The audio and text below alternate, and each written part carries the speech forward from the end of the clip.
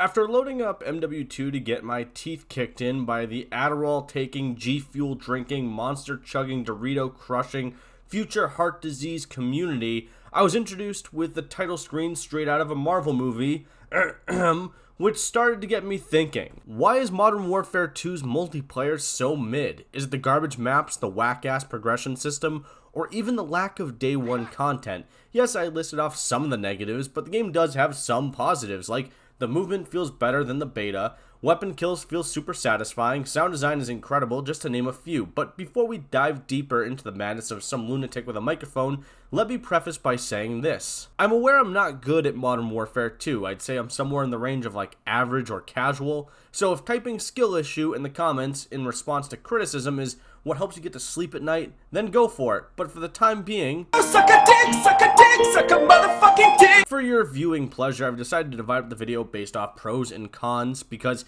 it's what I did in my don't buy video, which I feel like gives the video much needed structure, which is pretty much similar to a system quarterback. No offense to Tom Brady. Broncos country, let's ride. Pros, graphics. MW2 sees a significant improvement in the graphics department from its predecessor. If that shocks you at all, then you probably still believe your vote matters in this country. Shout out Kanye West.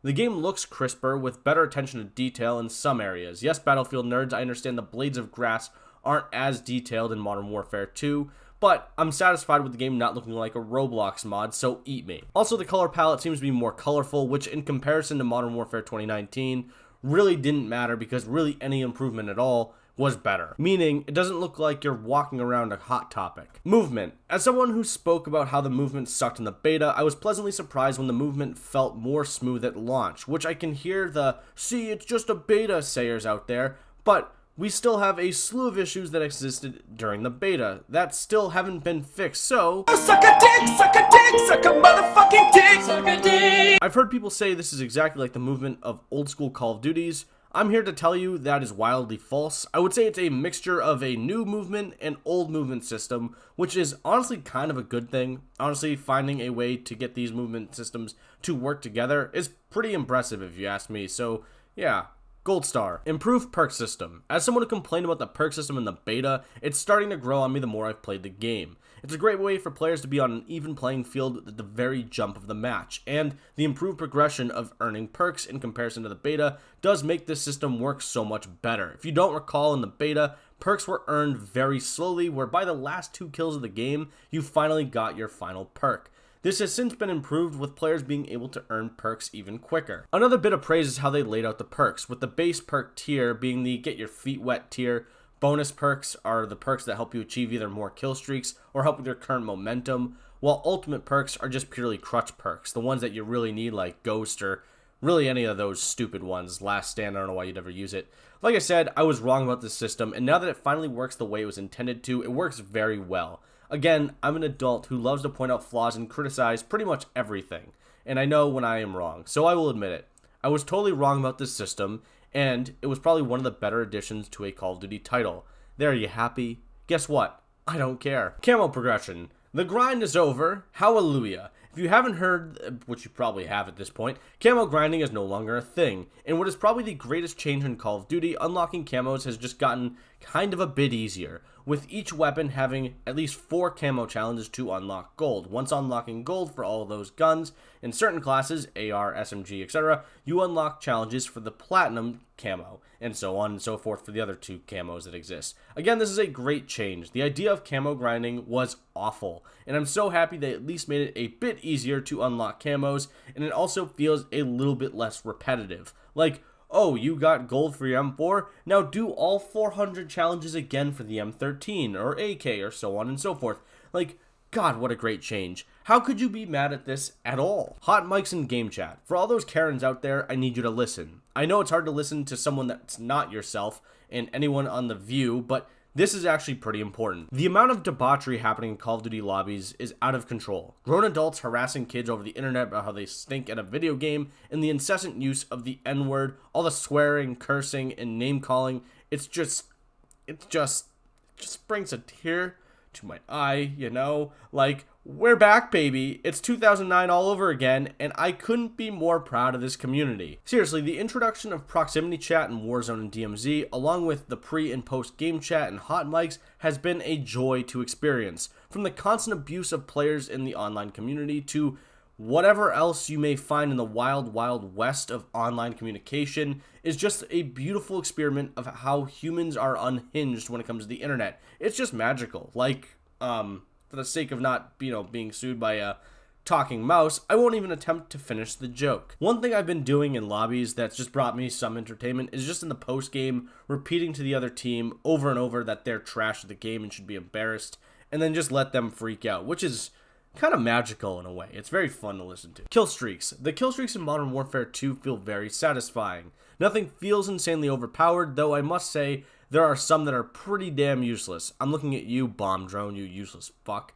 Need to mention the obvious. The tactical nuke, if you get it, it is truly the most satisfying thing I have ever experienced in a video game.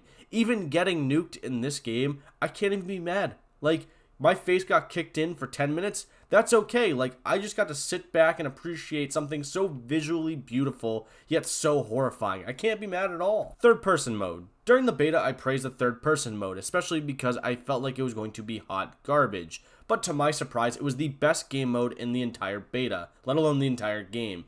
It adds a bit of diversity to the game, which is much needed, while also feeling similar to the Gears of War days of old, meaning standing around a corner with a shotgun. They made a change in which you can no longer go from third person to first person when ADSing, which is honestly, when it was announced, it rustled my jimmies a bit, but I think this was a very smart change as it kind of helps the overall gameplay. Fun. Before I hit the cons, and trust me, there's a lot of cons. MW2, for what it's worth, is fun, regardless of how much I bitch and complain and think this is nothing more than the Marvel movie of Call of Duty games. I have to say that the multiplayer, for all of its flaws, and for what it's worth, most of this probably being fixable or unfixable, the game is fun. I haven't been this sucked into a Call of Duty game since World War II, and before that, Modern Warfare 2, which I'm not sure if that's because I'm actually enjoying the game or just trying to justify my purchase of $100. Not proud of it, but I was pretty hyped for the game back in June. So, again, the game's pretty fun. I guess, whatever. Cons. Lack of content. Modern Warfare 2 has a content problem. Yes, Season 1 is here and added some stuff, but even that's not enough. Modern Warfare 2 has a lot of guns, but they're literally the same gun with a different skin and a different class. At launch, the game had 10 maps, whereas Vanguard had 16, which is almost as embarrassing as shitting yourself. Not talking from my own personal experience, though. I'm also not counting the ground war and invasion maps because it's literally the Warzone map broken up into smaller maps while also containing multiplayer maps. So, sorry, that doesn't really count. If you really wanted me to be generous, I guess I could give them one because it might not be in Warzone. We could have gotten 11 maps, but one was removed, that being the museum map, because the location is actually based off a real place that didn't want its location featured in a first-person shooter video game. We saw something similar with the Raceway map having all of its promotional material being ripped from the internet and being probably burned in some alleyway, with the map going through some sort of rework to remove certain material that could relate to the real-life location, while also changing the map name or something. Apparently the real-life location where the hotel map is, that seems like most people hate, is also pushing back on being featured in the game, and has the potential of being removed from the overall game. Listen, I get it, if I were the owner of one of these locations, I probably wouldn't want my place of business, so to speak, being featured in a video game like this. Known for unaliving other people in a video game, yes, it's a video game, but the current state of the world, it's not something I would personally want for my own personal brand. Not to mention with the people probably loitering around my business while giving me pretty much nothing other than attention that probably I don't really need. Also, I'm not a lawyer in any way, but I'm not sure how this works with like public property, private property, and how domain and everything else works. I don't know if they have to reach out and whatever else, but it seems like they had to and they didn't, which seems like a bit of an oversight on the developer's part, as you would think they would try to reach out to these places and say, hey, can we use your place of business in this game? No? Cool, let's find something else. Yet that still leaves us with a content issue. Me personally, I find the lack of content available to be more embarrassing than a Mark Sanchez butt fumble. And apparently next year they're going to be releasing more content, that being like a campaign, multiplayer content, which I've heard at least a little bit is just going to be a bunch of remastered maps, and whatever else. for $70. That is absurd, especially after this launch and the amount of available content in comparison to the years prior. That is highway robbery. That is stealing. That is theft. That is ridiculous. I cannot believe the developers would even consider doing something like that. We shouldn't have to pay that much money. We shouldn't have to pay for remasters at all if that's the case. The content should be free. Well, we are at least owed a little bit more content, especially from what we've gotten in the years prior. Oh, another thing. MW2 didn't launch with a hardcore mode. Isn't that insane? It dropped with Season 1 as Tier 1 mode. Like, how could something like this not be added to the game, at least for launch? Oh, and speaking of another thing that involves lack of content. No leaderboards. Segues. The fact that leaderboards or a combat record didn't arrive until Season 1 is a joke. I'm sorry, but that has to be more embarrassing than a Mark Sanchez butt fumble. Live with it, Mark. It happened. While some people may say it's not a big deal, and I bet you wouldn't even have noticed or looked, well, guess what? I did notice at launch, and was blown away that such a small addition or feature couldn't be in the game. Something that's been a staple since, like, what, Modern Warfare 2007, if not earlier, wasn't in one of the biggest Call of Duty titles ever. How? How is that something that even happens? It's like they went, well, we'll just add it later and they'll be fine with it. That's the mentality we're dealing with. Leaderboards are a minuscule feature, sure. But then why not just have them at the launch of the game?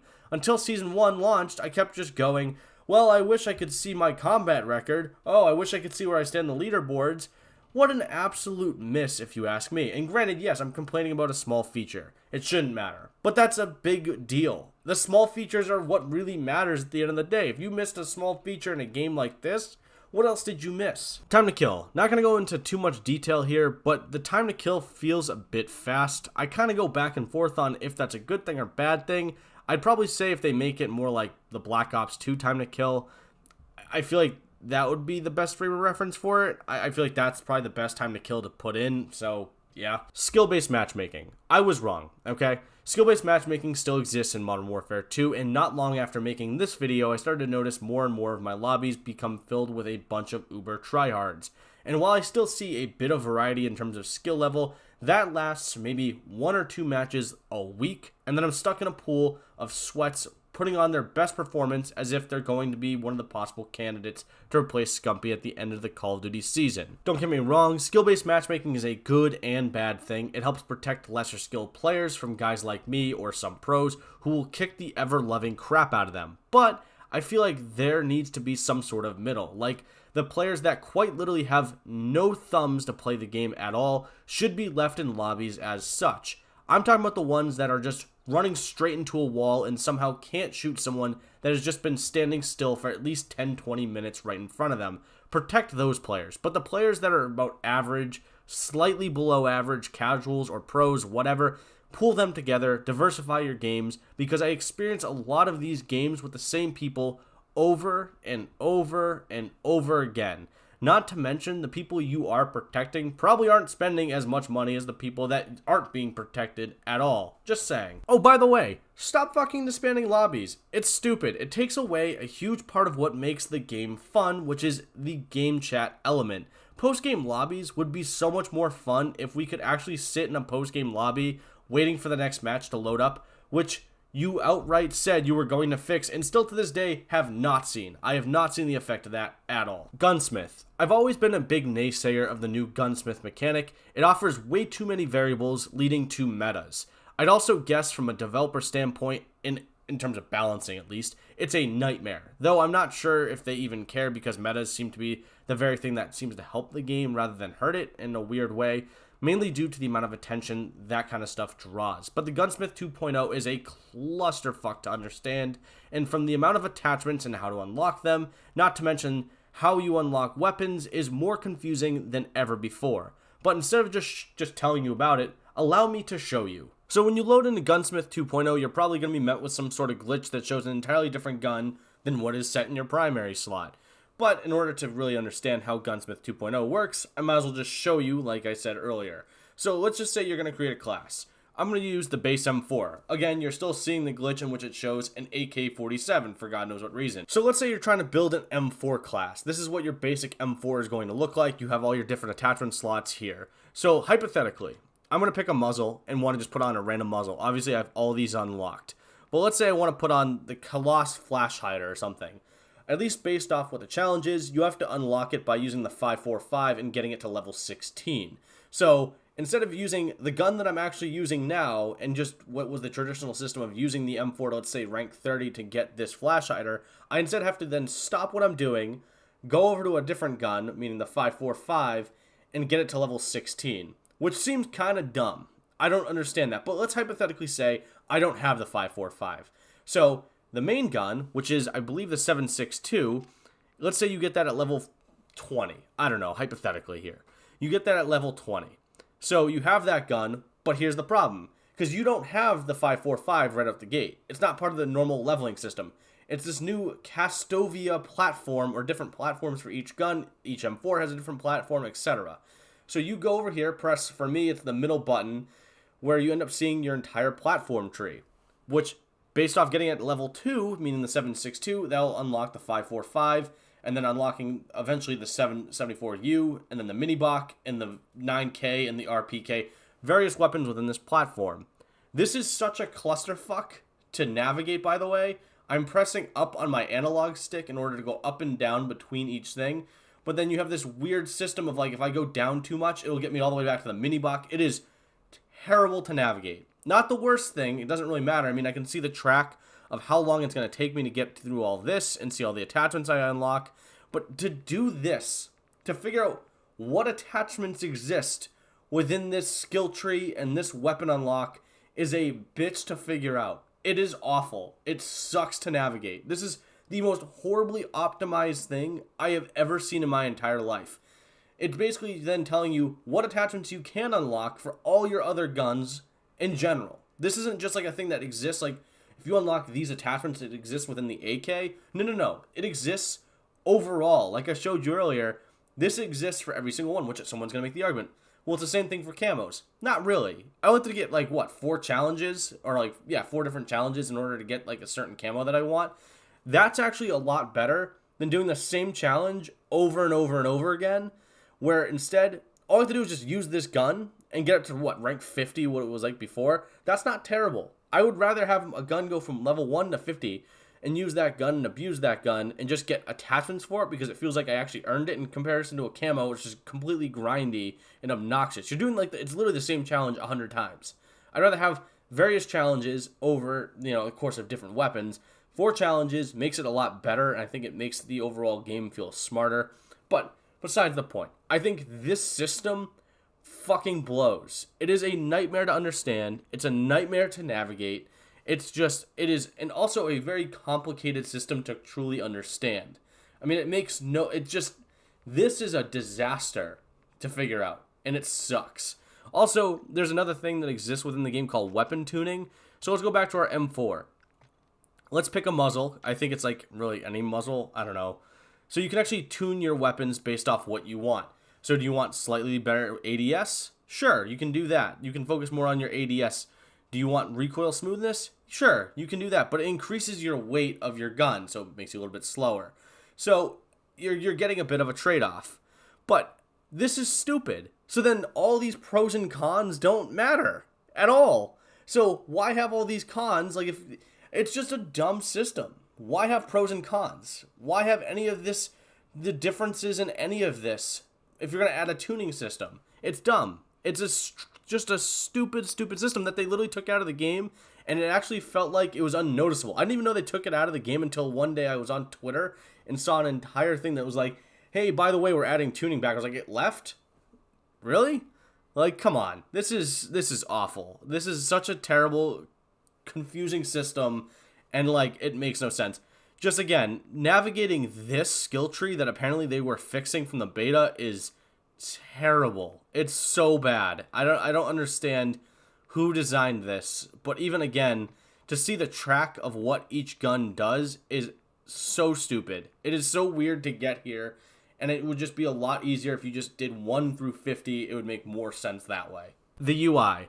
Whoever designed this UI needs to be fired. What was ever wrong with this UI? Explain that to me. The current MW2 UI is just a mess to navigate. Going from window to window can feel like more of a chore than something that is meant to be seamless. I saw people say, you get used to it, but you really don't. It's more of a hassle, and you can fix this. I mean, there are people literally coming up with better UIs on Reddit, for God's sakes. Like, what the fuck? Did no one playtest it at all? I mean, I get from the beta you couldn't make many changes. We knew that because, again, the beta is pretty much the final product, and changing a whole UI takes time. But for God's sakes, please rework this disaster. It's awful. Apparently, the people who made this monstrosity at some point worked at Hulu doing their UI, which I guess makes sense because Hulu's UI is a fucking disaster to navigate in itself. So just please take the time to fix this. It just save us all that. Spawns. Getting shot in the back when you respawn has sort of become a Call of Duty tradition, like a fat guy coming down your chimney or Kirk Cousins sucking in primetime. With every Call of Duty, you can always bet on a couple maps with bad spawns, but Modern Warfare 2, my god, does this have some of the worst spawns in any game I have ever seen. The amount of times I've spawned in to only have an enemy stand pretty much right next to me or vice versa and kill me, or again vice versa, is insane. I know this is one of my beta complaints, and the fact that it wasn't fixed isn't surprising at all, but it's safe to say the current spawns in Modern Warfare 2 are the worst they have ever been. Camping.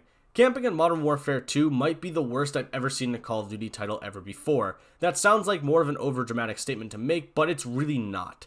Camping in Modern Warfare 2 is fueled by a couple things: no red dots on the minimap, map design, and the amounts of kills to get a kill streak. Issues like this are easily fixable, and they cause players to play extremely passively. And is camping a legitimate strategy? Yes, but when 90% of the lobby is pitching tents and waiting for someone around the corner, the overall game suffers, whether you think it or not. Games end up becoming more longer and more boring, and it doesn't really do a good job of keeping the attention of the player base. Shout out people with ADD. The bigger issue is that the developers designed the game to cater to this one playstyle, which I guess calling them campers is no longer the politically correct term. Instead, they're called sentinels or some bullcrap.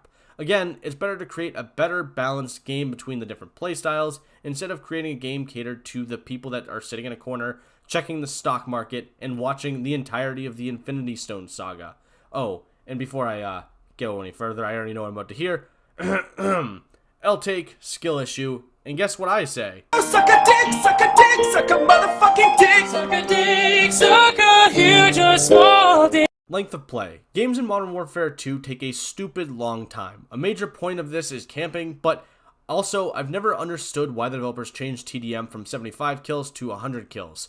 Well, I get it in the sense that it allows players, it gives them more time at least, to get their kill streaks, but why not just lower the amount of kills to get a kill streak? Like 4 kills for a UAV is stupid. If it's a balancing thing, guess what? It's not really working. Everyone's popping UAVs like, I don't know, Adderall or something. I'm betting the longer the game, the lesser your engagement time is, because from my own experiences, the games that I feel like they drag out longer leads me to probably play maybe one game and then end up stacking my franchise mode with Legends and MLB The Show. Footsteps. You still sound like Lardex Maximus when you move, which makes being killed when no UAV is up all the more irritating. Even if you feel like you have the drop on your opponents, guess what? You probably don't, and they are probably sitting in a corner with an Astro A1000s and just enjoying life. DLC weapon unlocks. In what could be the dumbest ass decision a developer's ever made, with Season 1 recently dropping, came a couple new weapons, those being the BASP-P and the M13B. The BASP-P isn't very hard to unlock since it's in the Battle Pass, but the M13 is unlockable via DMZ only, by unaliving someone named the Chemist and extracting with the gun. Being honest, I played all but one match and said this probably isn't for me and stopped playing. I'll probably go back at some point, but who knows. I don't find DMZ all that interesting, and that's okay. The issue here is that you've locked a DLC weapon behind some game mode that most people may not even play, making it so goddamn unfair for those of us that just want to be able to compete with the tryhards snorting Adderall like it's brocaine. It's pretty well known amongst the player base when a new gun comes out, it's usually one of the most broken guns in the game. You'll also be rustled by the fact that there isn't anything via the Battle Pass to unlock the M13, leaving you with two options. One, earn it by playing a game mode that you may not even like. Just a reminder, it's not a guarantee you'll get it because everyone and their mother is also trying to get it. Or two, B, eventually just buy the blueprint when it eventually comes out. I don't understand why you would make a challenge for a specific game mode that is catered to a certain kind of player base. Put it in the multiplayer where everyone's probably going to play it and still try to get it. Though I can probably hear people saying and making a fair argument, well, what about me? What about those of us that don't like the multiplayer? Then make 3 challenges, with any of the 3 challenges being options to unlock the weapon. 1 for Warzone, 1 for DMZ, and 1 for multiplayer. That way it's not centric to one game mode that may not be for you, and it's not locked behind some sort of paywall. But with this challenge currently existing, I must say one big fuck you to Activision and Infinity Ward for this decision. And also, speaking of fuck yous, a quick update. I played one more game, not trying to obtain the M13, but just for some sort of future DMZ video. Much to my luck, when I reached the exfil, some rando was in the chopper with the M13B, who I killed and allowed me to unlock it. So thank you for this rando sacrifice, but sorry for the lack of footage, by the way, because, I don't know, it was pretty much on the fly. And another sorry to the teammate I left behind, but regardless, still fuck the developers for making this a challenge. It's absolutely stupid and it should be criminal. Aim assist. The aim assist in Modern Warfare 2 is pretty ridiculous. Plenty of videos are out there showing you just how rough it can be, but it kind of feels like people have a sort of Walmart version of an aimbot now, so that kind of sucks. The SPR. If you use this, you have a tiny PP. What amazes me the most isn't Kyler Murray's stats during Double XP weekend. Instead, the people that use this seem to be the same people over and over again, meaning the ones that bunny hop around the map, like Jeffrey Dahmer has their entire family locked up or something. Or they're one of those people who just say ooh after every sentence unironically. The gun, once things are pretty much unlocked, is a one-shot kill anywhere, making it not very fun to go up against. Will they patch it? Probably. It's probably been patched by now, but for now, my god, is this the most annoying thing ever. The community. The community is at fault for Modern Warfare 2's woes. That's right, it's you. From surfing the interwebs, it seems like any criticism of Modern Warfare 2 is met with skill issue, L-take, or some other weak defense. Most will end up just defending the game saying, this game is fun bro, L-take, wants to be different, or something along that line, though fun doesn't actually mean that it's good. The worst game imaginable can be fun just based off how you actually experience it. Whether that be with some friends or some group of randos ripping each other apart in the game chat, I've played a lot of stinkers in my time, and I've had fun just based off the ways I've experienced it. Again, Modern Warfare 2 is fun, but it's not a good game by any means. I mean, the video game industry as a whole falls under this umbrella of the service industry. Much like getting your hair cut, you're not going to tell the person that does cut your hair they did a great job after you showed them a picture of a fade. Instead, they end up giving you a bowl cut. No, you're not going to tell them that. You're not going to say, oh, great job. You're going to tell them that's not what you asked for. I'm saying criticism is a good thing. You're paying money for a service that's absent of key features that really have no excuse for not being there, or a game that's catered to one particular group of people. MW2 is a very flawed game. It's fun, but it's not great. So by criticizing the developers, and maybe we can actually do something and see some improvements. Maybe. I don't know. But if not, then I guess fuck us, whatever. My point is, I'm here to criticize. That's what I do. But I also implore all of you to criticize the game yourselves. Even if you're having fun, I guarantee you there are features that you are like, I kind of wish this was in the game. And if you do that, and if you put some criticism in there, maybe they will listen and actually do something about it. I mean, there's a lot of features and a lot of things that aren't really here that I feel like a lot of us have been begging for. Conclusion. As mentioned, Modern Warfare 2 is a flawed game. With the possibly 11 studios that worked on this game and 20 other games for them to at least reference, the developers have very few excuses to not make this one of the best titles possible, which leads to the greatest rebuttal of all time. Why don't you end up making a game? Well, unfortunately, I didn't attend a college with a 4-year program in video game development. You know what I went to college for? Creative writing. Except I dropped out after a week because I was told it would require me having a higher math course to get into the English writing course or something. I don't know either. That makes no sense at all. But I'm a man with some ideas, damn it, and I'm going to share them. To be clear, you should treat the next bit as some sort of review while also providing some sort of constructive criticism for the developers. And I also doubt they'll listen to me, because why not? But hey, it's worth a shot. Features that are things you probably don't care about, but maybe care about. 1. Provide a campaign with clear villains, better setup, and consistent gameplay mechanics. I've made an entire video on this, but to better describe this campaign, it's a story that is basically setup for setup. Villains are very weak, level design can be pretty boring, with inconsistent gameplay mechanics that show up maybe once, while also adding these mechanics to show off something that would probably be in future modes. But guess what? They didn't do that. Not at least what we thought they would do. 2. Add another co-op mode with Spec Ops. Spec Ops in Call of Duty is usually a pretty weak game mode, MW2 is no different. It can be at least interesting for about a blink of an eye, but then becomes more stale than an open box of crackers. I'd say zombies is the best thing to combine it with, and I would make sure this is something that exists at launch, providing both a new school map in game mode with an old school map and game mode, meaning arcade-based round-based shooter crap versus horde round-based stuff, if that makes sense to you at all. Features for multiplayer. 1. Players that fire a weapon appear on mini-maps like they have for every Call of Duty except for this one. This will help limit the amount of camping, which will hopefully increase the pace of play and provide a use for suppressors. 2. A better mix of map design. Assuming that 16 maps can be considered some sort of standard, this is my proposal, shout out Ryan Reynolds, for the mix of maps. 8 3-lane maps, 1 close quarters map, think shipment, 2 remasters that are picked by the player base in early development that are only graphically tweaked because I haven't forgiven you for what you did to Crash, 2 campy maps. These are just kind of more gravitated towards the play style of the Sentinels, though 3-lane maps can be kind of like offer some sort of camping, whatever. 2 large maps, think Afghan, Euphrates Bridge, whatever, something along that line, I don't know. And 1 wide open map, i.e. Wasteland or Tarak. This way you have enough map diversity while also not entirely banking on nostalgia.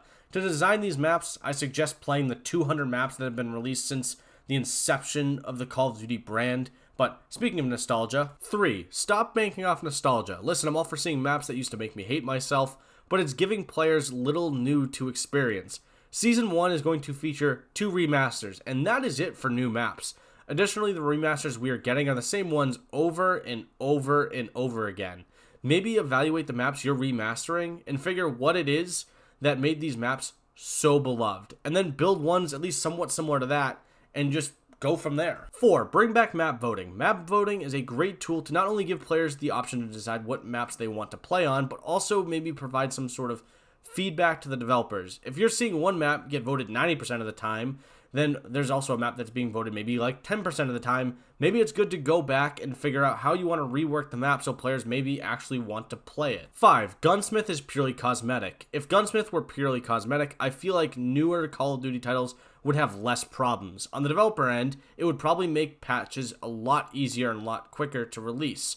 Hopefully, at least to some degree. And on the player side, it would be less overwhelming trying to figure out what the different stats are, while also creating a more balanced game overall, eliminating the frequent metas. Sorry to, the creators who make a living off the meta shit. 6. Less attachments. The less attachments, the better. As mentioned, the more attachments that exist, it makes Gunsmith feel a little bit more overwhelming.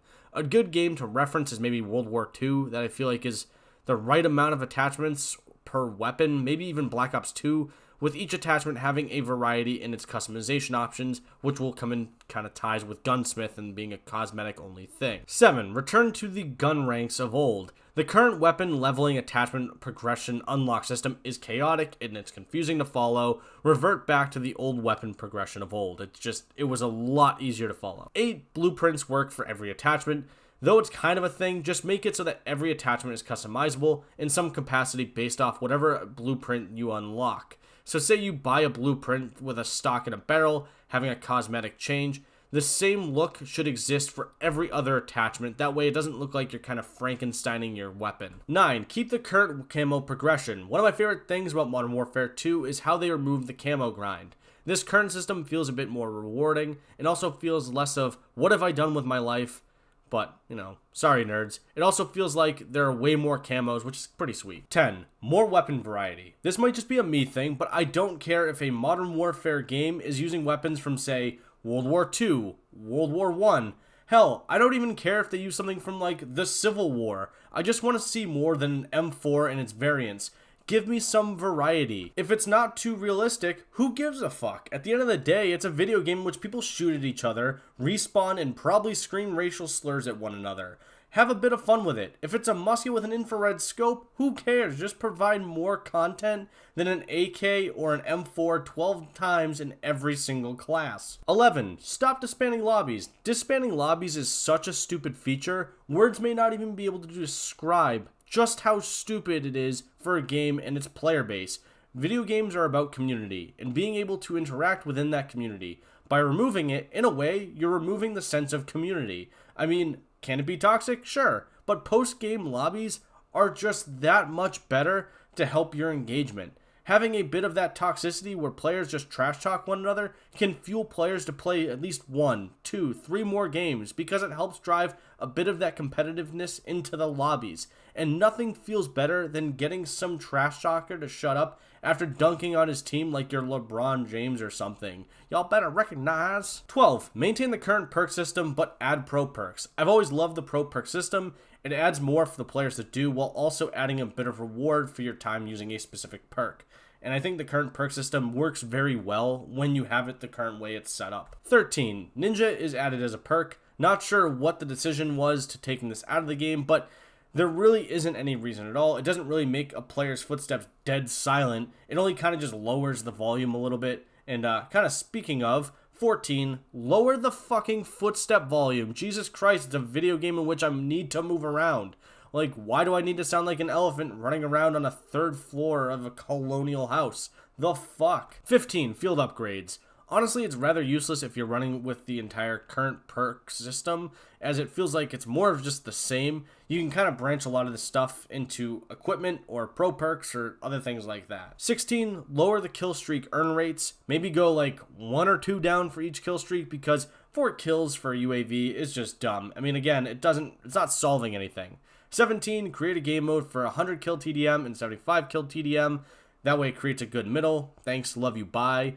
18, fix your aim assist. I don't know, maybe any other Call of Duty is a good reference point. I don't know. Thanks, love you, bye. 19, add an HQ like World War II had, allowing players to interact with one another. Again, you want that sense of community back. The HQ in World War II was one of the best features in Call of Duty that we have yet to see come back for no reason at all. I would imagine it's hard to make. I guess that's probably what it is, and to maintain, but it was great to have all the contracts, all the different challenges, the daily challenges. It's a great feature to keep players constantly engaged in your game, which is at the end of the day what you need, because that will also help drive more sales in your microtransactions, because that's at the end of the day, that's what you want. 20, get rid of skill-based matchmaking. For the love of God, I get it exists to protect the lesser skilled players as mentioned, though the ones that need protecting are the players that quite literally couldn't kill a guy standing in place AFK for 30 minutes. You shouldn't be essentially punishing everyone else for them being that bad. Protect the ones that are truly so bad they make Zach Wilson look like an MVP candidate. But everyone else, mix them in lobbies, and that is it. It actually makes the entire experience vastly more enjoyable with all the different play styles. 21, bring back the old prestige system for the love of God. I don't get why this ever left, and I'm talking about like old prestige system. Like start them from rank 1 and make them go all the way back up to 55, 60, whatever your rank is, your cap off. And I'm saying like no more prestige tokens that allows them to bring a gun or a perk or anything like that for along for the ride. Like let them test out their skills. Bring some of that challenge back to the players a little bit. And if you want, go maybe 15 prestiges at the base game, and every single season that comes out, do 5 to 10 different prestiges added on to the game. I don't know. It's something better than the current system that is just so boring and not fulfilling as a player to keep me playing at all. Again, you want more engagement. You want more attention. These things will help you. Like I said, Modern Warfare 2 isn't a bad game. The multiplayer can be fun at times, though I feel like it has a lot of issues that I feel like can hurt the overall experience. My suggestions might be good or bad. I honestly have no idea. Who really cares? I would love to know what you think of Modern Warfare 2's multiplayer and the overall experience. Have you found it anywhere close to enjoyable? Also, let me know some things that you feel like would at least help Call of Duty in the long term. But I'd like to say thanks for watching. If any of what I said offends you at all, then please drive down to your local Burger King and order something off the menu. That means eat shit. If you enjoyed the video, well, great. Leave a like, maybe subscribe. And if you didn't, well, I'll just give a call to MILF Hunter Wilson to come down and become your new stepdad or something. Not so bad, because he's probably like the future GOP candidate. So, well, bye.